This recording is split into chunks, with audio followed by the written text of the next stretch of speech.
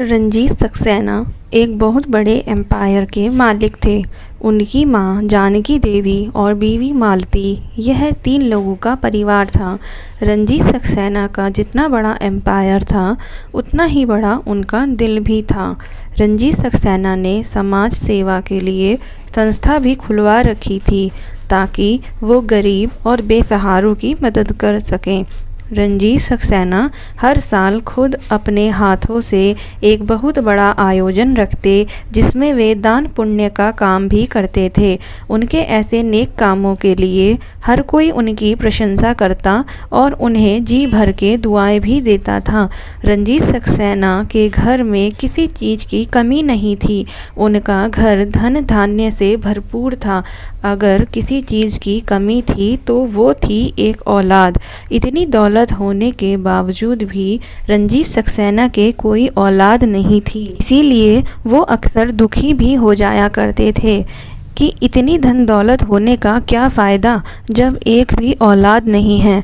ऐसा नहीं है कि उनकी बीवी के बच्चा नहीं होता था, बच्चा तो पैदा होता, पर पैदा होते ही मर जाता था। रंजीत सक्सेना और उनके परिवार वाले, माँ, उनकी बीवी, सब बहुत दुखी रहते थे कि हमारे कोई औलाद नहीं है, क्योंकि अब तक उनके 4 बच्चे पैदा हो चुके थे, परंतु चारों में से कोई नहीं बचा था। जानकी देवी अंदर ही अंदर घुले जा रही थी कि उनके बेटे रंजीत का वंश कैसे चलेगा।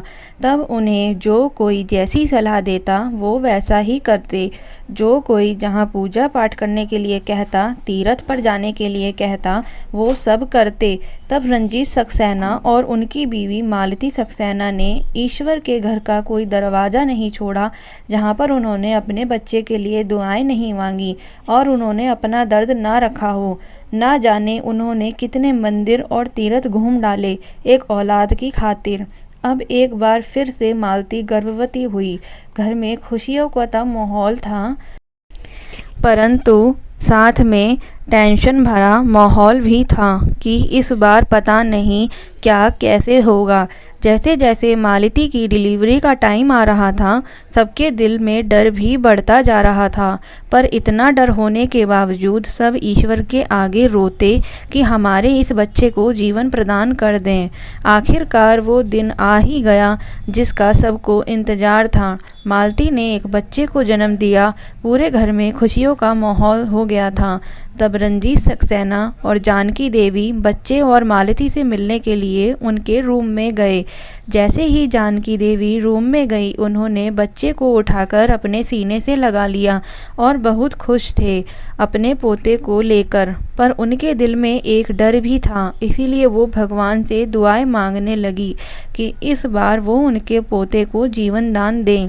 रंजीत और जानकी देवी बहुत खुश थे, परंतु मालती सक्सेना के चेहरे पर खुशी की बजाय चिंता की लकीरें थीं। मालती की आंखों में आंसू थे।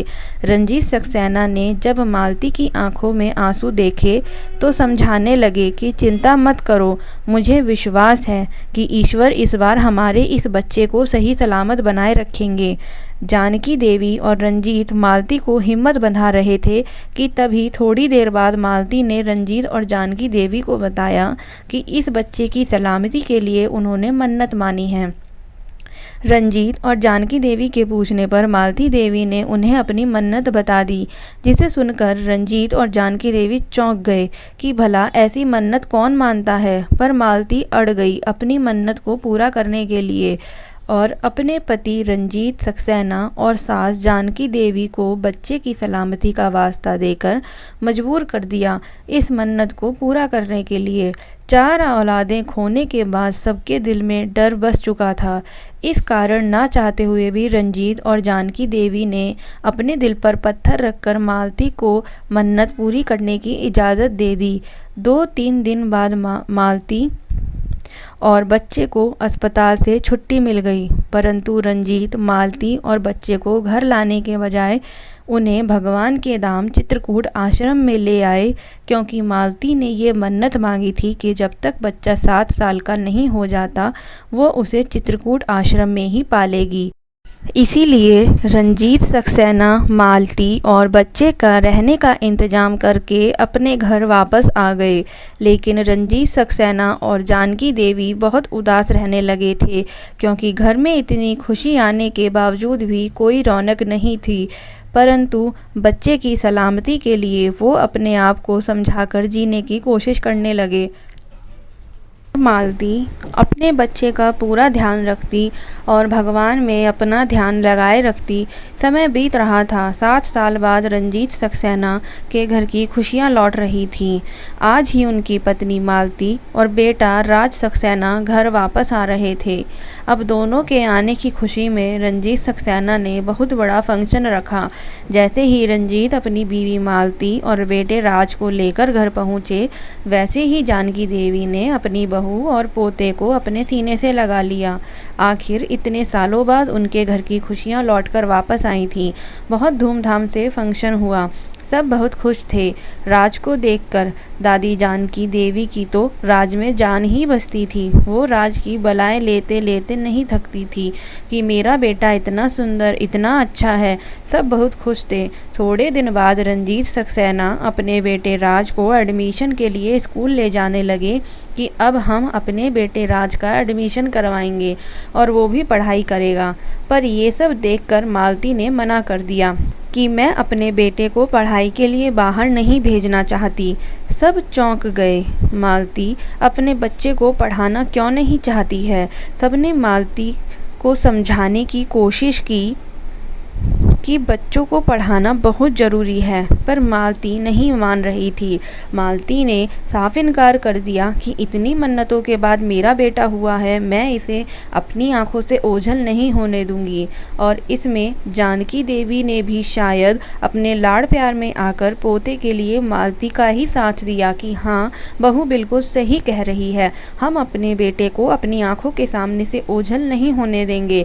अगर बेटा पढ़ाना चाहते हो तो स्कूल को ही घर में ले आओ, टीचर्स राज को घर आकर ही पढ़ाएंगे।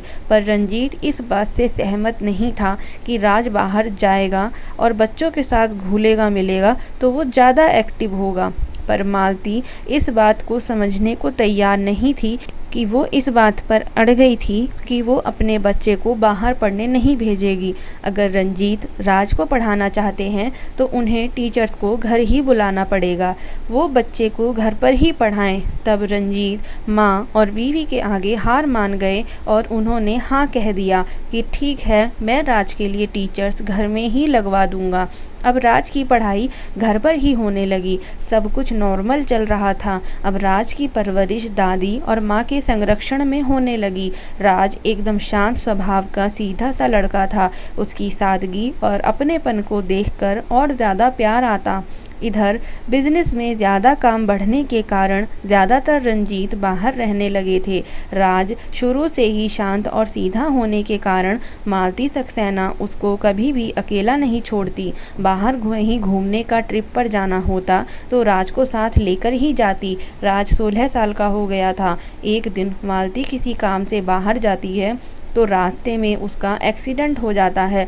मालती को अस्पताल में भर्ती करवाया जाता है।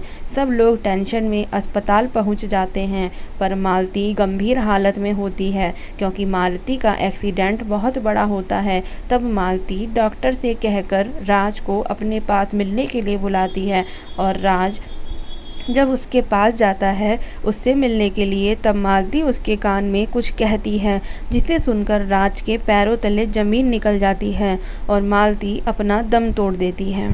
घर में पूरा शोक का माहौल हो चुका था। सब लोग दुखी रहने लगे थे क्योंकि घर की बहू रंजीत सक्सेना की बीवी और राज ने अपनी मां को खो दिया था। अब राज पहले से भी ज़्यादा दुखी रहने लगा था।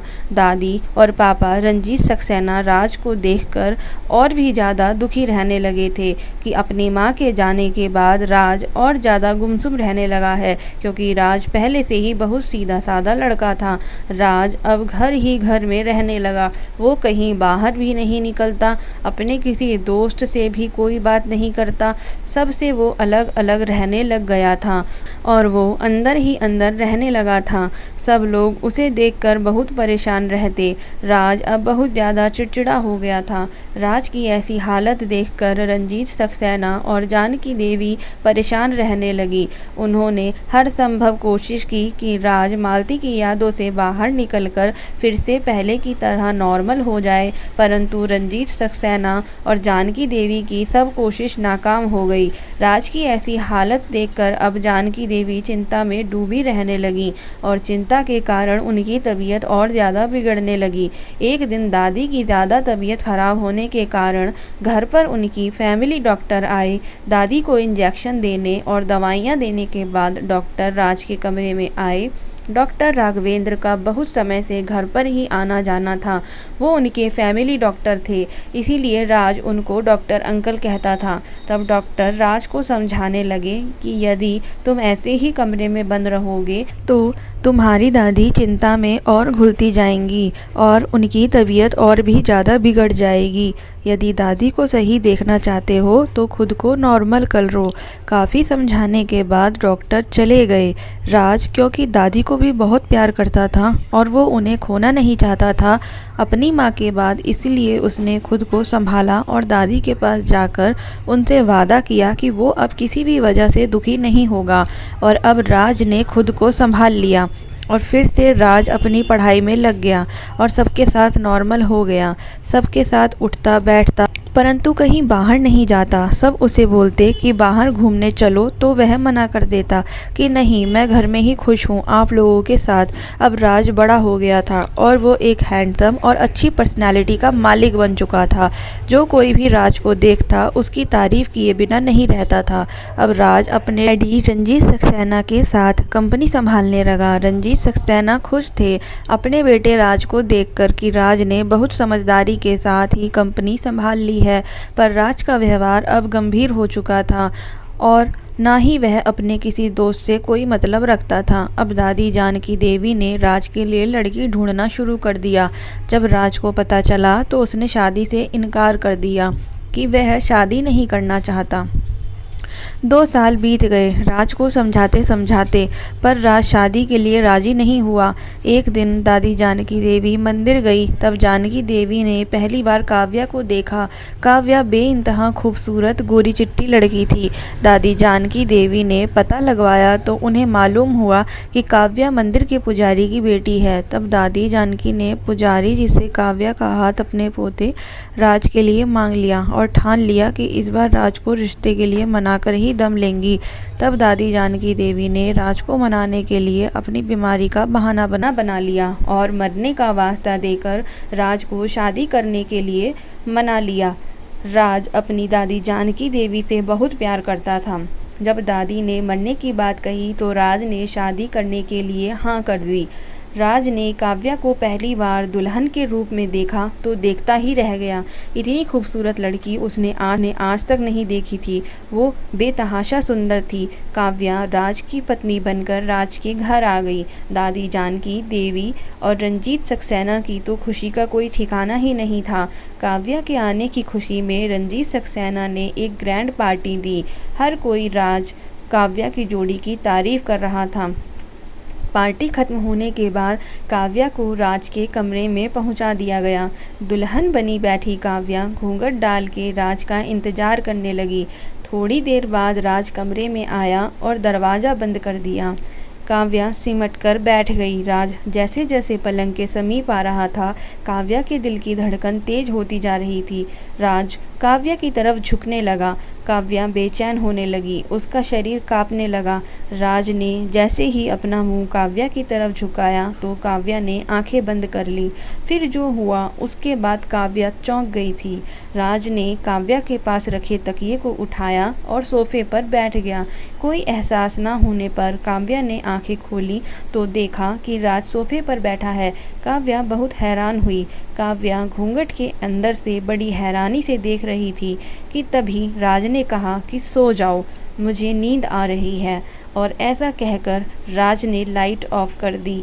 काव्या को कुछ भी समझ नहीं आ रहा था, पर संकोच के मारे कुछ बोल नहीं पाई और सोचते सोचते काव्या भी सो गई। अगले दिन सुबह काव्या उठी और उसने देखा कि राज कमरे में नहीं है, पर काव्या चुप थी, क्योंकि एक तो वो नए घर में आई थी और दूसरा वो संकोच के मारे कुछ बोल नहीं पा रही थी। काव्या एक संस्कारी लड़की थी। उसने जल्द ही पूरे घर को अपना लिया और किसी को भी शिकायत का मौका ना देती। दादी जानकी देवी व ससुर जी रंजीत सक्सेना काव्या का सेवा भाव देखकर बहुत खुश थे, परंतु काव्या अंदर ही अंदर कश्मकश में चल रही थी, क्योंकि राज रात को कमरे में आता, सोता और सुबह होते ही चला जाता। काव्या बहुत परेशान थी राज के ऐसे व्यवहार को देखकर, पर किसी से भी कुछ ना कहती। एक रात जब राज कमरे में आया तो काव्या ने राज से पूछा कि क्या उसे वो पसंद नहीं करता है जो कभी उससे बात नहीं करता। राज ने काव्या की किसी भी बात का जवाब नहीं दिया, बस यही कहा कि यदि तुम्हें मेरे अलावा किसी और बात को लेकर दिक्कत हो तो बता देना, मैं कोई परेशानी तुम्हें होने नहीं दूंगा। पर काव्या ने कहा कि मुझे कोई दुख नहीं है, बस यही दुख है कि मैं आपको समझ नहीं पा रही हूँ। पर उसकी इस बात का कोई जवाब नहीं दिया। काव्या परेशान थी, वो राज को समझना चाहती थी, पर चाहकर भी समझ नहीं पा रही थी। पर एक दिन काव्या ने डिसाइड कर लिया कि वो अपने अच्छे व्यवहार से राज का दिल जीत लेगी, ताकि राज उसे अपने मन की बात शेयर कर सके और अपने और राज के बीच की इस दूरी का कारण वो जान सके। इधर राज भी काव्या का पूरा ध्यान रखता था, उसे कोई परेशानी नहीं होने देता था, पर उसे अपने मन की वो कोई बात नहीं बताता था। ऐसे ही दिन बीत रहे थे। अब तो दादी ने काव्या और राज से बच्चे की डिमांड करनी शुरू कर दी। राज तो दादी की बात सुनकर अनदेखा कर देता, पर काव्या दादी की बातों का जवाब देना मुश्किल पड़ जाता था। काव्या बहुत ज़्यादा परेशान रहने लगी, परंतु लाख कोशिशों के बाद भी उसे उसकी परेशानी का कोई हल नहीं मिल रहा था। एक दिन काव्या अपने कमरे की सफाई कर रही थी, तब उसे वहाँ पर रखी एक चिट्ठी मिली, जिसे उसने पढ़ा और उसे पढ़कर उसके पैरों तले ज़मीन ही खिसक गई हो, मानो उसकी दुनिया ही उजड़ गई हो। क्योंकि उस चिट्ठी में जो लिखा था वो काव्या ने सपने में भी नहीं सोच पा रही थी कि उसके साथ ऐसा भी हो सकता है। काव्या ने जब वो चिट्ठी खोली तो वो चिट्ठी मालती देवी की थी, जो उसने अपने बेटे राज के लिए लिखी थी। उस चिट्ठी में मालती देवी ने राज को उसके जीवन का एक बहुत ही बड़ा रहस्य बताया था। उसमें मालती देवी राज को बताती है कि जब राज पैदा हुआ था तब वह बहुत खुश थी, क्योंकि राज उसकी 4 औलादों के बाद पैदा हुआ था, जो 4 औलादें इस दुनिया में नहीं रही थी। मालती देवी बहुत खुश थी कि उसके बच्चे ने जन्म लिया है, पर जब डॉक्टर उसके पास आए तो मालती देवी के मानो पैरों तले ज़मीन ही निकल गई हो, क्योंकि डॉक्टर्स ने उनको बताया कि उसके कोई लड़का या लड़की नहीं हुए हैं, उसके एक किन्नर ने जन्म लिया है। मालती देवी चौंक गई थी कि ऐसा कैसे हो सकता है। मालती देवी विश्वास नहीं कर पा रही थी इस बात पर। जब डॉक्टर ने उसे समझाया और बच्चे को दिखाया तो मालती बहुत रोई। उसको उसकी पूजा पाठ का क्या ये फल मिला है? पर फिर उसने अपने आप को शांत किया और अपने इस बच्चे को स्वीकार कर लिया, और वो अपने परिवार में इस बच्चे का खुलासा नहीं करना चाहती थी, क्योंकि परिवार शायद स्वीकार नहीं कर पाता, क्योंकि औलाद होने के बाद भी वो बे औलाद ही हैं। तब मालती ने डॉक्टर से सहायता मांगी कि वो अपने बच्चे का राज अपने परिवार वालों के सामने नहीं लाना चाहती। तब डॉक्टर ने मालती की सहायता की। तब 2-3 दिन तो मालती ने अपने बच्चे का राज परिवार वालों से छुपा लिया, और उसे समझ में नहीं आ रहा था कि वो आगे क्या करे। तब वो झूठी मन्नत का सहारा लेकर अपने बच्चे को आश्रम लेकर चली गई, जहां वो अपने बच्चे की परवरिश आराम से कर सके। ये सब पढ़कर काव्या विश्वास नहीं कर पा रही थी। तब वो चिट्ठी लेकर राज के पास गई और उसने राज को ये चिट्ठी दिखाई। तब राज काव्या के हाथ में ये चिट्ठी देखकर चौंक गया और समझ गया था कि काव्या को मेरी हकीकत पता चल चुकी है। तब वो काव्या से नज़रें नहीं मिला पा रहा था। तब काव्या उसके पास आई और उससे पूछा, क्या यह सच है राज? तब राज ने अपनी झुकी नज़रों से जवाब दिया कि हाँ, ये सच है, पर मैं हिम्मत नहीं कर पा रहा था तुम्हें ये हकीकत बताने की, क्योंकि जब ये हकीकत मुझे पता चली थी तो शायद मैं अपने आप को खुद भी नहीं संभाल पा रहा था तो मैं तुम्हें किस मुंह से ये हकीकत बताता। जिस दिन मेरी माँ का एक्सीडेंट हुआ था उस दिन मरने से पहले मुझे मेरी माँ ये सच्चाई बता कर गई थी, जो उसने मुझे अपने जीते जी कभी पता नहीं चलने दी थी। शायद इसीलिए मैं शादी के लिए राज़ी भी नहीं था, पर दादी माँ की तबीयत ख़राब होने के कारण मुझे शादी के लिए हाँ करनी पड़ी। तुम चाहो तो मुझे छोड़कर जा सकती हो। पर काव्या ये सब चुपचाप सुन रही थी, क्योंकि वो कहीं ना कहीं राज की एक अच्छे स्वभाव को पहचान चुकी थी, क्योंकि राज ने उसे कभी किसी चीज़ की परेशानी नहीं होने दी थी। तब काव्या ने राज के सामने ही वो चिट्ठी फाड़ दी और राज को अपने गले से लगा लिया। तब उसने राज से कहा कि राज, आज के बाद तुम्हारा ये राज हमारा राज बनकर ही रह जाएगा। और काव्या ने उसको स्वीकार कर लिया।